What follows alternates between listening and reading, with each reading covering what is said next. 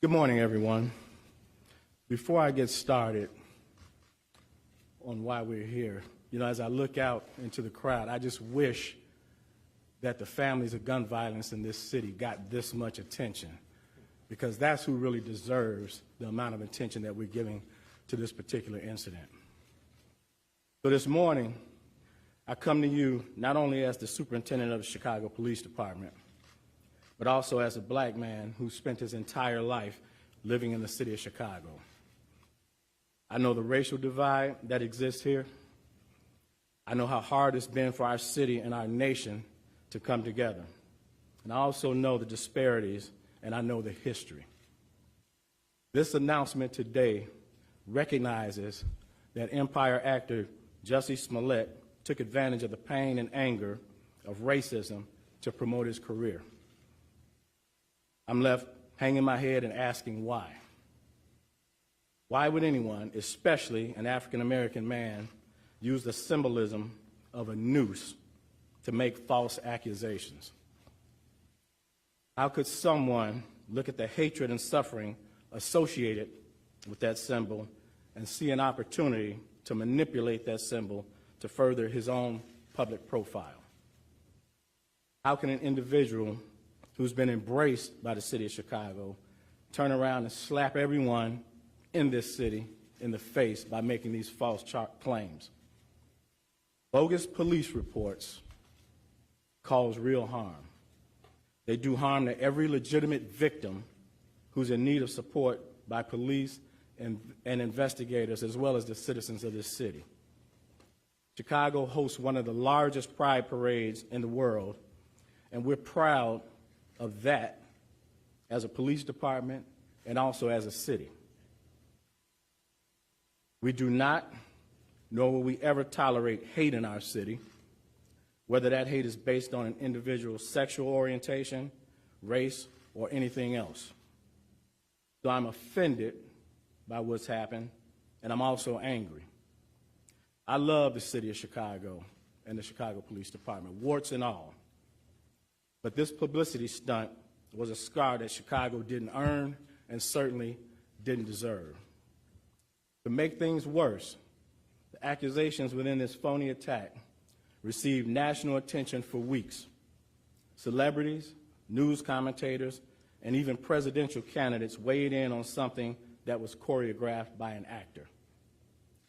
First, Smollett attempted to gain attention by sending a false letter that relied on racial, homophobic, and political language.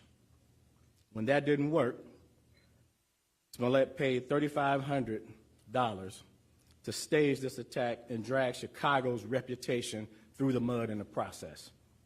And why? This stunt was orchestrated by Smollett because he was dissatisfied with his salary. So he concocted a story about being attacked. Now, our city has problems. We know that. We have problems that have affected people from all walks of life, and we know that. But to put the national spotlight on Chicago for something that is both egregious and untrue is simply shameful. I'm also concerned about what this means moving forward for hate crimes. Now, of course, the Chicago Police Department will continue to investigate all reports of these types of incidents with the same amount of vigor that we did with this one. But my concern is that hate crimes will now publicly be met with a level of skepticism that previously didn't happen. That said, Smollett was treated as a victim throughout this investigation until we received evidence that led detectives in another direction. I couldn't be more proud of the unrelenting detective work that went into this investigation, and I couldn't be more proud of every investigator that played a part in it. The detective work that we saw in this case is indicative of the work that our detectives do every day in this city. This case in particular involved hours of video evidence, which when combined with old-fashioned police work, uncovered the truth. These detectives deserve all the credit in the world for carefully analyzing the leads and the evidence for weeks before coming to their conclusion. I'd also like to thank the FBI for their help in this investigation. The FBI's partnership with CPD has been pivotal in this particular case. I only hope that the truth about what happened receives the same amount of attention that the hoax did. I'll continue to pray for this troubled young man who resorted to both drastic and illegal tactics to gain attention. I'll also continue to pray for our city, asking that we can move forward from this and begin to heal. And now I'd like to call up Commander Edward Watnicki, who personally led this patient and deliberate investigation, to walk everyone through how the Chicago Police Department arrived at this point. Good morning, everyone. My name is Edward Watnicki. I'm the commander of the Area Central Detective Division. I'm here to answer questions. Okay. The boss just corrected me. Please forgive me. I'm supposed to go through the timeline of our investigation. It's okay. So here's where we are. As you all know, on the early morning of February 29th at 2 o'clock in the morning, Jussie Smollett reported that he was the victim of a hate crime. Detectives responded to the incident and interviewed him eventually at Northwestern Hospital, where he reported to us that the two offenders yelled racial and homophobic and political statements at him and beat him, put a noose around his neck, and threw bleach on him, and then fled from the area. We learned at the time that Jussie was not hurt, other than scratches on his face, maybe some bruising, but no broken ribs or serious injuries. So we started a full-scale investigation into this hate crime, a very serious crime anywhere. We quickly found two persons of interest on video that we believed were the likely offenders in this case. We initially put out a seeking to identify, and we got this out in a community alert. We then started searching the area for video cameras and witnesses that could help us with our investigation.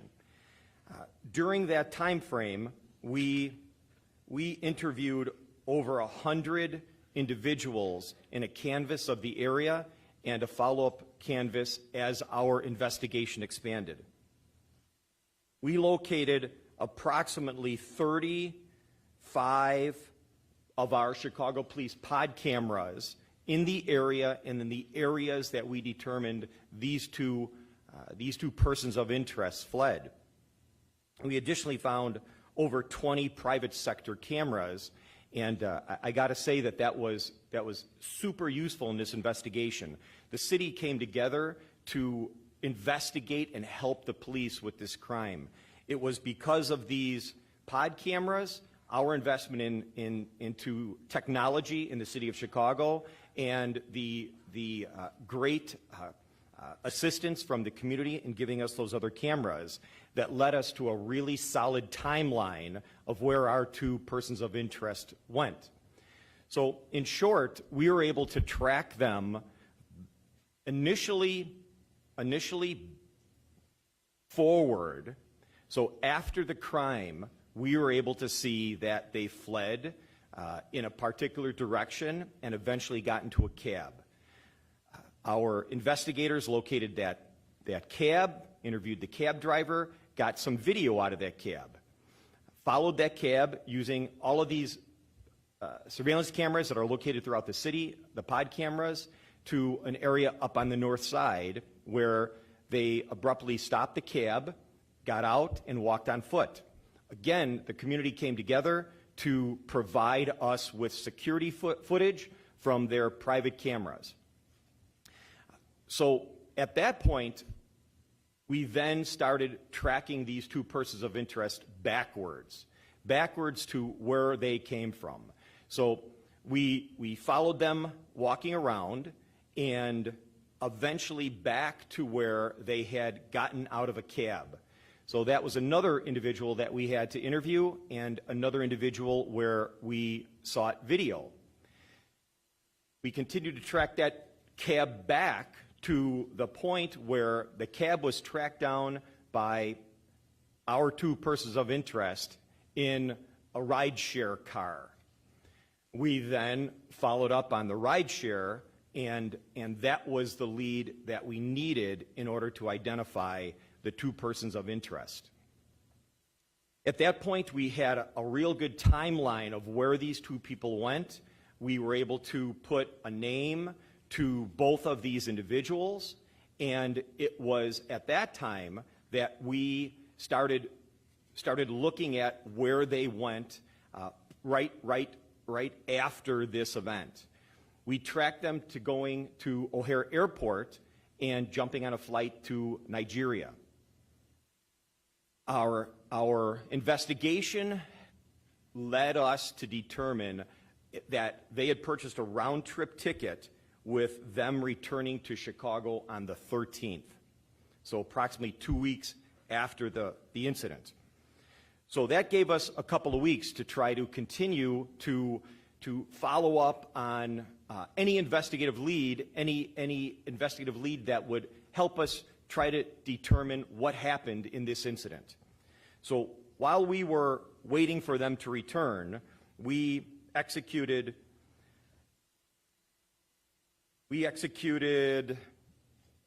over 50 search warrants and subpoenas, working with our partners in the State's Attorney's Office, phone records,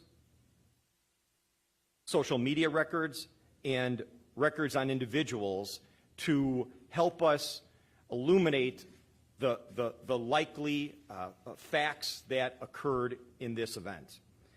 So moving forward to the 13th, we had a team in place working with the FBI, Customs, and our partners out at the airport. Airport police helped us tremendously, and we were able to locate and identify these two individuals, these two persons of interest, when they entered back into the country at Customs. We took them into custody. We read them their rights, and they both initially asked for an attorney. They were brought to Area Central Detective Headquarters so that we could process them, and it was at that time that their attorney showed up. I think you've all seen her on the news the last couple of days. She came to us, and after speaking with these two people of interest, she said that something smelled fishy. She did not think that they were the offenders as were reported. She worked with us very, very closely to get to the point where she came to me and said, "You really need to talk to these guys. I'm going to allow them to give you a video interview with us present, and we're going to have you hear their story. They are not offenders, they're victims." It was at that time that this investigation started to spin in a completely new direction. You've heard some of the statements that their lawyer, Ms. Schmidt, has made, and it was at that time that we took the information that these two individuals provided to us, and we substantiated the timeline and the details that they gave to us in this interview. We were able to substantiate those things. We worked very, very closely with the State's Attorney's Office. We had been working very, very closely with the State's Attorney's Office for over a week at that point, and it was then on the 15th, Friday the 15th, after approximately 47 hours of them being in custody and hours of them meeting with us and telling us their story and documenting their story, did we release them without charging, and I classified them no longer as suspects or persons of interest and as witnesses. So as is typical with any investigation, one would typically lock these witnesses into a grand jury statement. Monday was a holiday, the 18th. Tuesday was the first day that we could attempt to do that. So we scheduled a appointment with the grand jury, working again very closely with the state's attorney's office in this. And as you know, at the last minute, Jussie's lawyers called and said that they had evidence to postpone the grand jury that they wanted to provide to us. It was at that time that they called us, and I met with them, with a team of our detectives, and essentially they gave us no new information.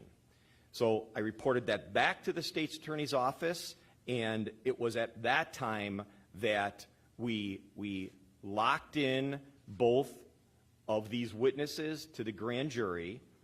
I'm told they did an excellent job, and then the state's attorney's office approved charges against Jussie for the Class 4 disorderly conduct false police report.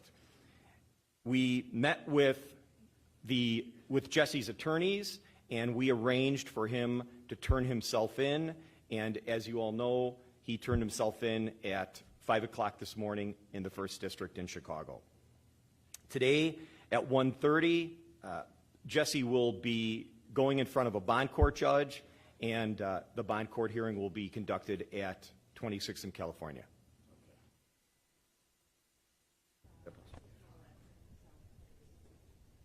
Say again? What can you tell us about when Mr. Smollett turned himself in this morning? Well, it was uneventful. He showed up, of course, with his attorneys and a few other individuals, but it went smoothly. Superintendent Johnson, if you had enough evidence to just charge him, why take it to a grand jury? Because that's typically what we do. Once we believe that witnesses are valuable witnesses and credible, then we take them to the grand jury to lock their testimonies in. You may go into the motive a little more? I think most of us are hearing for the first time. You said that he sent that false letter to himself, and you also said that he was dissatisfied with his salary. Did you get that information from the two brothers? Yes. Who were the subpoenas and search warrants issued against? Well, a number of individuals. You know, we served subpoenas and warrants, of course, on Mr. Smollett, his manager for phone records, the two people of interest that we had. And so we still have quite a few search warrants and subpoenas out there that we're waiting. Superintendent, you talked about the detectives and the amount of resources that went into this case. Can you quantify how many man-hours went into this, how many detectives worked this case, and also can you confirm if detectives working the case from the February 7th shooting of that one-year-old were pulled from that case to work this case? We didn't pull resources from any shootings or homicide investigations. The detectives that you see behind me basically work on different teams, which include property crimes and things of that nature. We don't have the exact numbers yet, but let me just tell you about this. Anytime a hate crime is reported in the city of Chicago, it gets the same attention. This didn't get any special attention. You all gave this more attention specifically than we do. We give every hate crime in this city the same amount of vigor because there's no place for hatred in this city. And as I said in the very beginning, you know, I've lived in the city of Chicago my entire life. We just don't have any room for hatred in this city. And for somebody to use it for personal gain, it's shameful, because what that does is take away the resources that we could be putting into other crimes. You think the brothers could be implicated vis-a-vis the letter? Say again? Could the brothers be implicated for sending the letter in any sense? If the feds decide to look into that, would you have anything to say to the feds about the cooperation and whether or not you want them to pursue charges? That's the FBI's investigation, so CPD doesn't comment on the FBI's investigation. Gloria Schmidt told the media after the grand jury was finished that the current narrative that's out there about how much Jussie allegedly paid the brothers was incorrect. Can the police speak to what evidence they may have that, you know, Jussie orchestrated this attack, asked the brothers to carry out this attack, and was there any evidence of money payments to the brothers? Yeah, we have evidence. We have the check that he used to pay them. So the $3,500 was for the two of them in total, and then $500 upon return. So was there like quote an attack on the street, or did it take place somewhere else? How did that work? No, it took place right there. So of course it was staged. The brothers had on gloves during the staged attack, where they punched him a little bit. But as far as we can tell, the scratches and bruising that you saw on his face was most likely self-inflicted. Superintendent Johnson, you learned about the motive of this. How did you react when you learned about the motive of this? How did that hit you and all the detectives when you finally figured out what the motive was? So let me reiterate again. You know, you all heard me say consistently that we were treating Mr. Smollett like a victim, and we did. We might have had some peculiarities with the case, as we do with most cases. So it wasn't until the 47th hour of their 48-hour hold time that we could legally hold him in custody that it took a change. So we gave him the benefit of the doubt up until that 47th hour. But when we discovered the actual motive, quite frankly, it pissed everybody off, you know, because we have to invest valuable resources. A lot of what I want you all to really understand is when you all put things out there into the universe that's not actual facts, then it causes us to have to chase all that stuff down. Those are resources and time spent that we'll never get back, that we could utilize for another investigation. And let me be clear about something. The shootings and homicides in this city were not impacted at all by this particular investigation. And again, we give the same amount of resources to every hate crime that's reported. Superintendent Johnson, how many other people were involved in Was the attack purposely done out of camera? Did they know where the cameras were? I think that they knew where that one camera was, but unfortunately it didn't capture the event. So I believe that Mr. Smollett wanted it on camera, but unfortunately that particular camera wasn't pointed in that direction. You said that search warrants were executed on Mr. Smollett's manager. Is the Chicago Police Department looking at Mr. Smollett's manager? No, not at this time. Mr. Smollett said that he was on the phone with his manager at Yes. the time. Was the manager, Brendan Moore, involved with this? Did he know it was a ruse? He was on the phone, but whether or not he knew it was a ruse, we can't speak to Are right you now. interviewing him? At some point, we'll talk. Superintendent Johnson, at one point when this case started getting pretty thick, people started pointing the finger at the police department. How did you take that when you saw people started talking negatively about the issues that were going on in the city? It was upsetting, you know, and I want you all to realize this. So we've been working on this investigation for about 3 weeks. We've solved several shootings and homicides in that period of time. So we don't take away resources from violent crimes of that nature just because this person is a celebrity. Again, you all gave this a lot more attention than it probably deserves. So when you get the opportunity, the shooting victims and families in this city that are victims of those crimes, give them the same amount of attention. This shouldn't have garnered the attention that it did, but it did because of his celebrity status. From the The outside brothers looking allegedly in, practiced the hate crime before it actually happened. So if that was the case, why are they not being charged? Or in that situation, should they be charged? How are you guys figuring that out? So Mr. Smollett is the one that orchestrated this crime. They became cooperating witnesses in the 47th hour of their 48-hour hold time.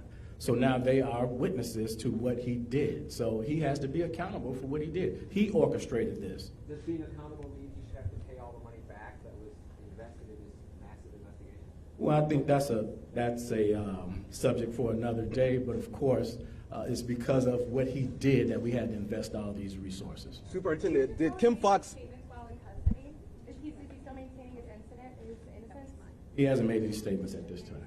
Do you have text messages? No. Do you have text messages between... Kim Fox's decision to recuse herself affect the speed in solving this case or bringing charges? No. Kim Fox and I, you know, look, I'm the police superintendent. She's Cook County State's attorney. So we talk almost every day about different cases. So the fact that she recused herself didn't impact the case at all. Did she drag her feet in any way? Say again? Did she drag her feet on this in any way? Listen, we have a great relationship with our federal partners, and we certainly need to have a good relationship with our state's attorney's office, which we did. So again, you all have to remember the erroneous rumors and innuendo that was put out there in the beginning was just that. This investigation didn't turn in the direction of Mr. Smollett being a defendant until the 47th hour that we had those two individuals in custody. So one more hour, we would have had to let them go. We may not be here today. So the state's attorney didn't drag anything. We needed to put the case together. These things take time. This isn't TV. Okay? This is real life. So it takes time. Do you have text... Superintendent, there were a lot of leaks in this case. Was that intentional at all? Well, who's to say the leaks came from us? Just because there are leaks out there doesn't necessarily mean it came from CPD. You know, I heard particular things that were out there that I knew was simply untrue. So it doesn't mean it came from the police department. Do you have text messages or other exchanges between the brothers and Jussie? We have the phone records that clearly indicate that they talked to each other quite a bit before the incident, after the incident, and while they were out of the country. Jussie and the brothers, you mean, the phone record? Yes. That's what you're referring to. Yes. Superintendent, do you know that Smollett tried to make contact or made contact with the brothers after the attack? You mean right after, like moments afterwards? After the attack, or attempted to make contact and then following the attack? Yeah, I just said. So we know that they talked at least an hour or so before the attack, an hour or so after the attack, and then while they were out of the country. Superintendent, do you know if Jussie tried to recruit any other people to stage this attack, or were the brothers his first choice? I don't know if they were his first choice, but that's who ultimately did it, but we don't have any evidence to suggest that. Why did you mention that the brothers might be victims in this? What did you mean by that? That the brothers might be victims? Yeah, were they coerced somehow or manipulated or how would you describe them? I think that's what the commander said.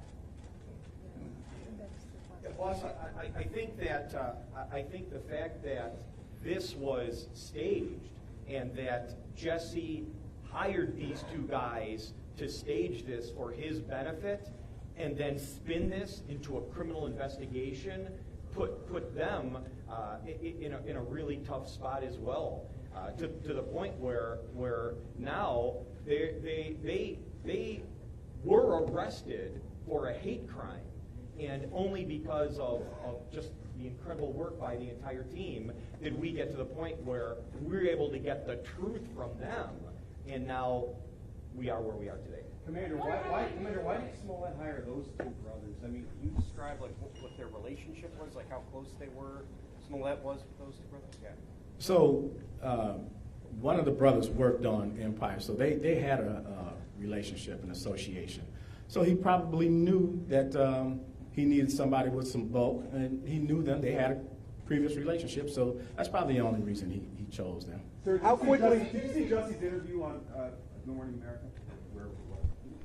Good Morning America. Good Morning America. Yes. ABC. Did you see the interview on ABC? I didn't see I didn't see the entire thing. I saw a couple of parts of it, and to be quite honest, it's shameful, you know, because it painted this city that we all love and work hard in a negative connotation, you know, to insinuate and to stage a hate crime of that nature when he knew as a celebrity it would get a lot of attention.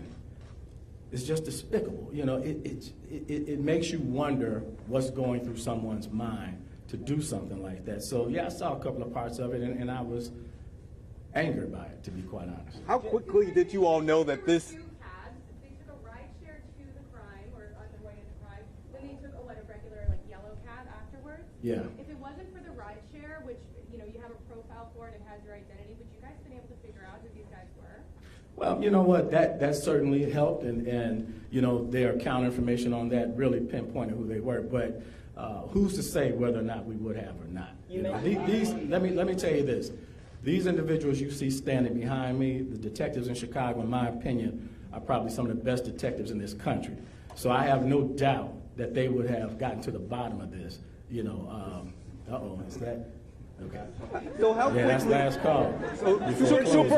Quickly after this crime was reported, did you all figure out or think that something doesn't add up? Well, to be perfectly honest, from the very beginning, we had some questions about it. But as I said, we gave Mr. Smollett the benefit of the doubt all the way up until that 47th hour of the 48 hours we could hold those two individuals, because we just didn't have the total package to support that it was a hoax. So when you heard me coming out saying we are treating him like a victim, that was the truth, because at that time, that's what he was. And I think anybody that reports a crime deserves the Chicago Police Department to treat them in that fashion until we have solid evidence to prove otherwise. Way in the back. The brothers were obviously incentivized by the check, but did they indicate anything else that made them do this, why they agreed to do it, and what they thought the outcome would be? Well, you know what?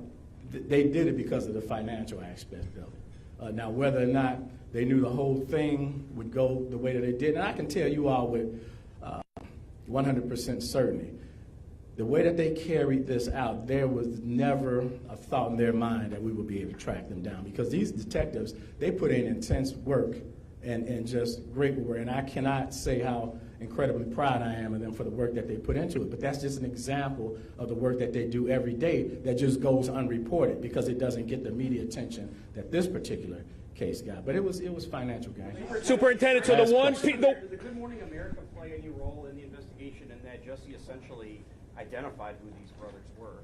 Well, he identified who those two individuals were. You know, we knew that then. He didn't know that we knew. But, yeah, he helped us out when he identified them. Okay? So, Identify the brothers specifically, all of the videos for them.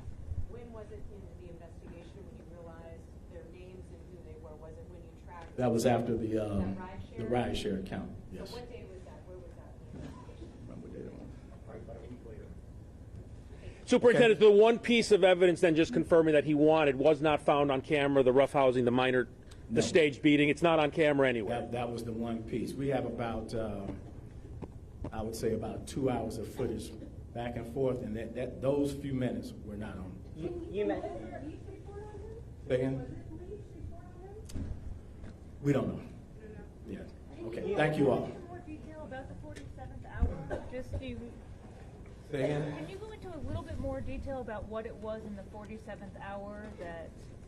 Well, that's at the 47th hour is when the two brothers decided, like the commander reiterated, that with the help of their lawyer, they decided to confess to the entirety of what the plot was. Eddie, Andre Smith, is there racism or discrimination? Say that again? You said you want Smollett to be held accountable. I'm curious, what is justice in your eyes? Absolute justice would be an apology to this city that he smeared, admitting what he did, and then be man enough to offer what he should offer up in terms of all the resources that were put into this. Thank you. Superintendent, is there racism or discrimination within the Department of the Detective? Why ain't the South Side and the West Side and the Black community getting the same service? Why 24 detectives in this service? Why don't we get the same service when Black lives are being killed and murdered on the street?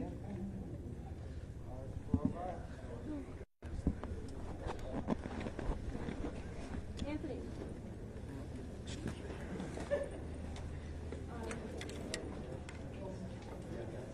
Hey, man. Good. So good to see you. Me too.